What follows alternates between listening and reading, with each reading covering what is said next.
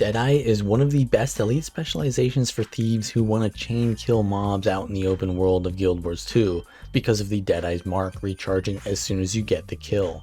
Unfortunately, the rifle, which is so well designed for killing big and strong enemies, is also very slow if you want to get the most out of it by kneeling, which reduces your movement speed, and you need to play around landing Death's Judgment, which takes some time to ramp up your malice stacks, and the enemy might be dead by then.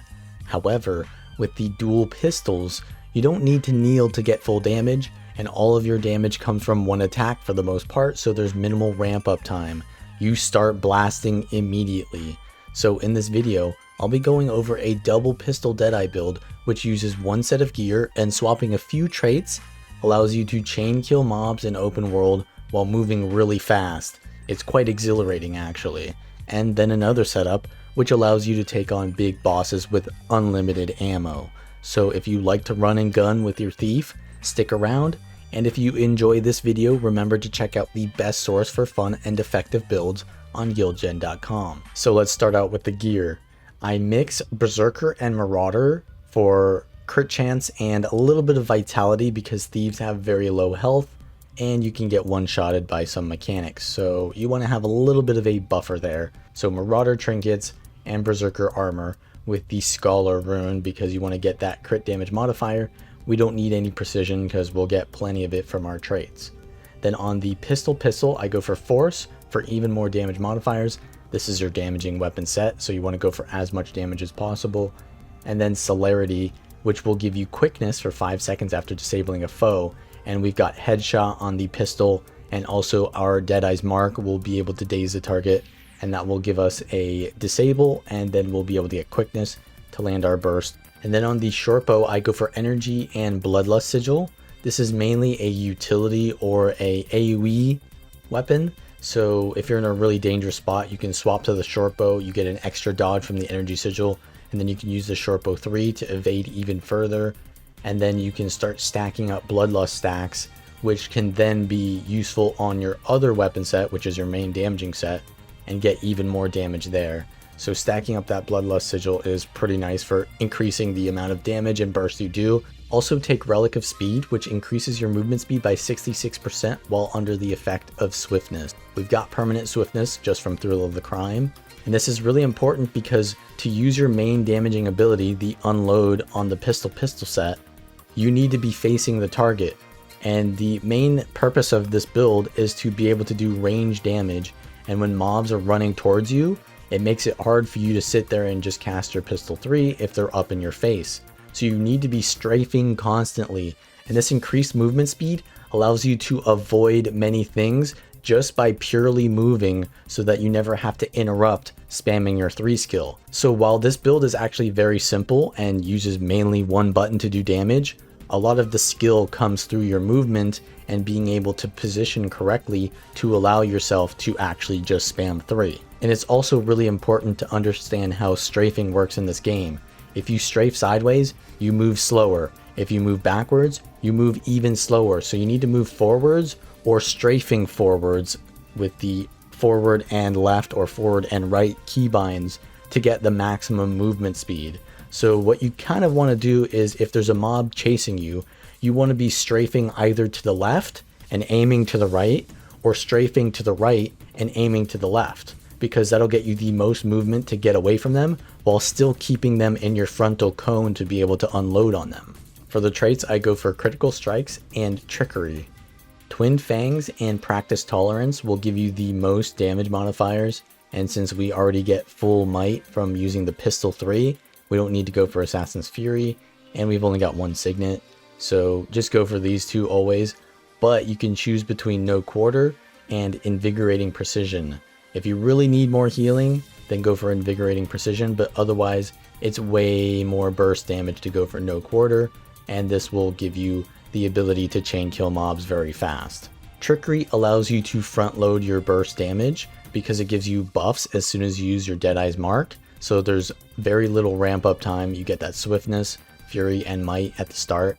Next, you can go for Bountiful Theft if you really want to steal boons, but Trickster is going to give you some Condition Cleanse on tricks, and we've got 3 tricks here, so you've got plenty of Condition Cleanse, And you can even swap your heal skill to withdraw if you really wanted more. And then finally we have Sleight of Hand. This makes your Deadeye's Mark daze, and that will trigger your Celerity Sigil to give you more quickness. For Deadeye, there are two variants. There's the open world chain killing variant where you just kill small mobs really fast and you give yourself tons of quickness. And then there's the open world boss killing or even group content kind of build with Maleficent 7, which gives you tons of initiative to constantly be able to dish out damage. So the first variant is going to be using Burst of Shadows and Payback, because this gives you an effect. Whenever you kill a target, you'll do damage around the target and you'll recharge your utility skills, including your elite skill, which means you can use Dagger Storm more often, which is a great AoE skill. And then you've got Be Quick or Be Killed, which will give you quickness whenever you use your Deadeye's Mark. So you kill a target with your Deadeye's Mark on it and it recharges it due to Renewing Gaze.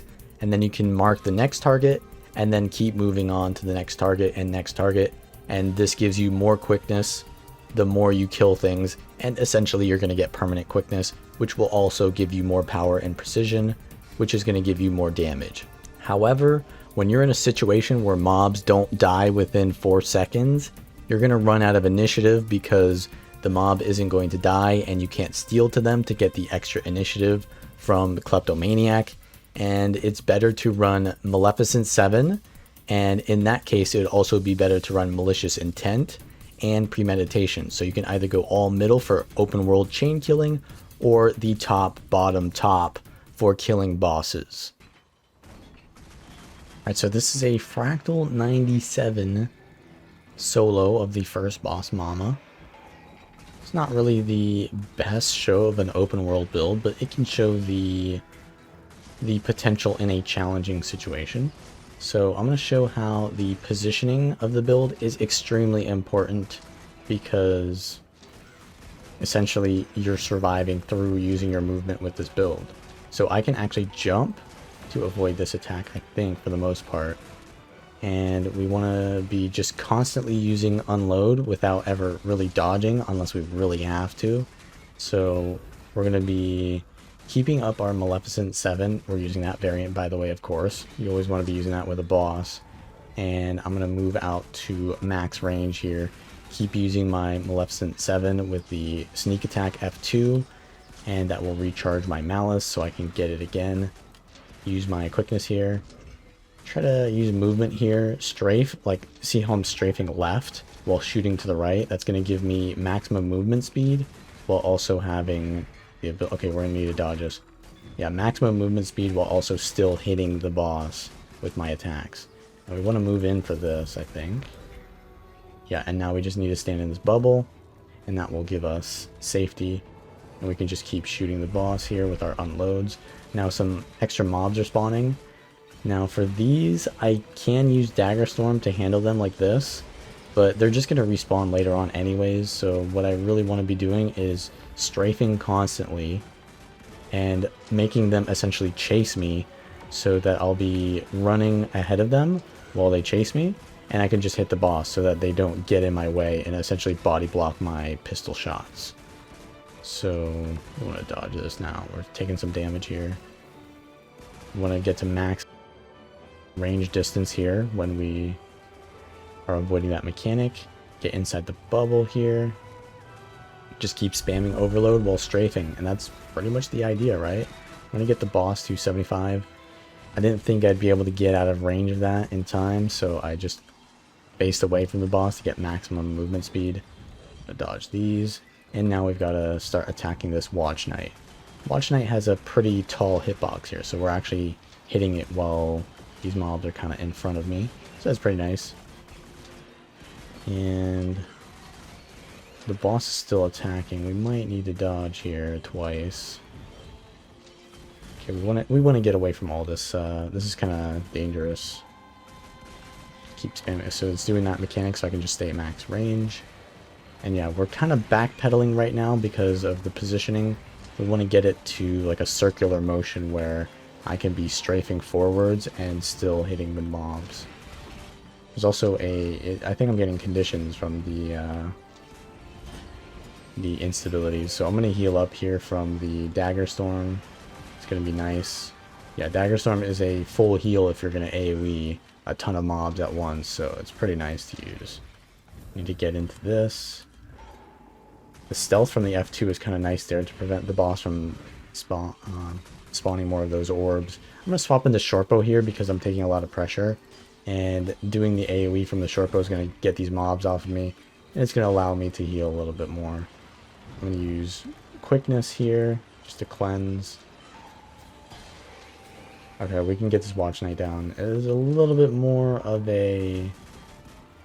Okay, we need to move fast here. We need to move really fast. I'm going to double dodge. Yeah, that was a little bit more of a ordeal than it should have been because of the instabilities, but now we're going to be keeping our strafe and unload pattern going while the mobs chase us. And just keeping up our might stacks because we're constantly unloading and doing damage and healing.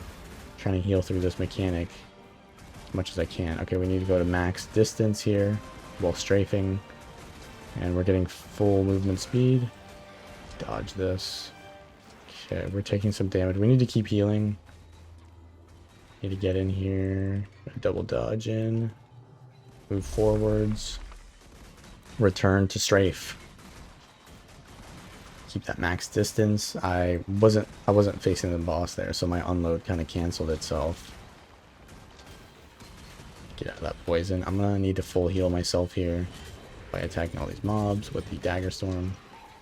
Yeah, Dagger Storm is like a secondary heal when you have Malice. Well, it's your only heal actually, because you don't want to be using Malice. Depending on how many mobs there are, obviously. Alright, I'm gonna use my Mercy here to get more initiative. Alright, now we need to just kind of strafe away from these mobs so they don't hit me. All this poison on the floor is kind of taxing me, and I've got a lot of confusion. Maybe I shouldn't attack through that. Just gonna keep healing though. The boss is at 60%. Let's dodge forwards through this. We need to move to max distance again and strafe. See how I'm getting that nice angle. The cone is giving me the frontal cone to be able to use that unload and still move max distance to keep away from these mobs. Let's get further away because I'm taking a lot of damage here. Yeah, that instability is kind of taxing me. Alright, we gotta get into the circle here. 50% is very soon.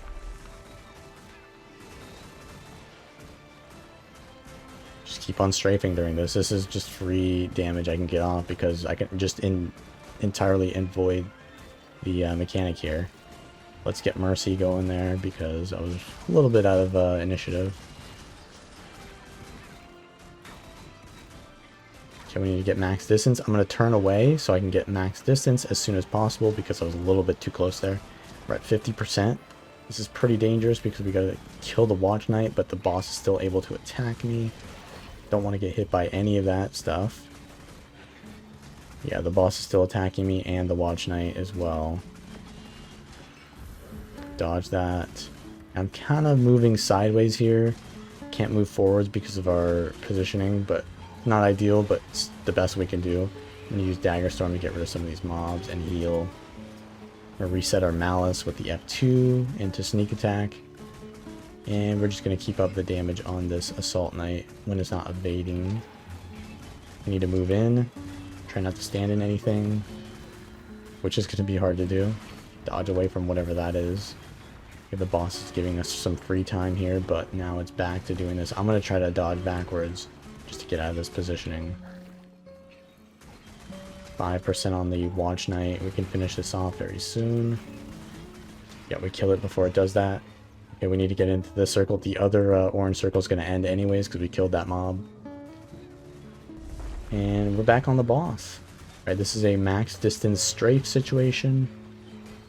We're in the right positioning for this, and we're just going to keep running forwards. Speed Relic is doing God's work for us. And yeah, we're just going to keep unloading here. I'm going to dodge some of these so I don't get taxed. Max distance time. Alright, let's Mercy this. Running out of initiative. Okay, we got to get into the circle. I'm going to dodge and then turn around immediately and unload. My elite skill isn't up for a bit. Probably don't need to use it though. I can save it. 40% here. I can use my quickness. Let's dodge. Jump if we can. Dodge. The poison's kind of taxing. I could probably remove the poison so I heal more as well with one of my tricks. I'm going to reset my malice here with the F2 from the stolen ability. 38%. Oh, we gotta get in the circle. Gonna give myself some quickness. Try to maximize my damage here because, yeah, this is quite a long fight to solo. We need to get to max distance, so I'm gonna dodge out. I could have just strafed out maybe, or just moved forwards, just away from the boss, but I chose to use a dodge. Alright, now the boss is starting to do some new mechanics. I'm going to use Dagger Storm here, but yeah, essentially this mechanic here, you want to dodge the jump, and then the shockwaves come out, which don't do damage necessarily, but they can CC you into something else. And then the boss is also going to do this mechanic here, so there's mainly two mechanics I want to be watching out for. The jump with the shockwaves, and then the, like, it's kind of like a melee cleave swipe thingy into a clockwise kind of stomp thing. So this is the jump, and now it's doing the melee cleave. It's also putting AoE on the floor, but now it does this clockwise thing. So if I move counterclockwise after it goes away, then it will go past me, so I can just kind of avoid it that way. And we're just strafing here. I'm gonna move forwards away. Can't hit the boss anyways. Let's go into the thing here so I don't get stunned. So I can't hit the boss, but I have to kill the Watch Knight.